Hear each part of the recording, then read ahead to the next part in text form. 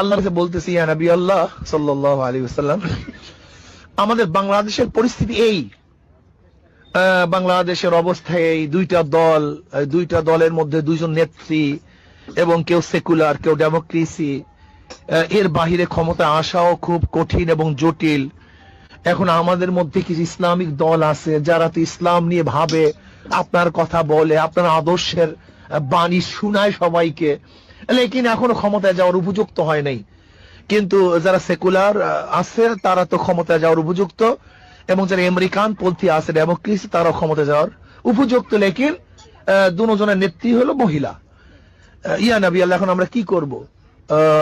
শেখ হাসিনার পক্ষে যাব না খালেদা জিয়ার পক্ষে যাব? প্রশ্ন কার কাছে করছেন? ওলামায়ে কেরাম খুব ভালো মতো বুঝবেন, খুব ভালো মতো বোঝার চেষ্টা করবেন।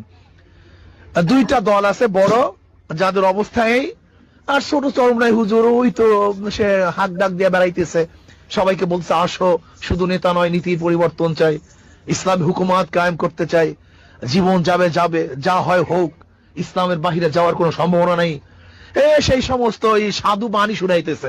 এখন ইয়া নবী আমরা কি করব? আমরা শেখ হাসিনার পক্ষে যাব না খালেদা জিয়ার পক্ষে যাব? আল্লাহ নবী বলতেন, যা তাহলে কি করবে, যেহেতু বড় দুইটা দল, তোরা সবাই শেখ হাসিনার পক্ষে যা।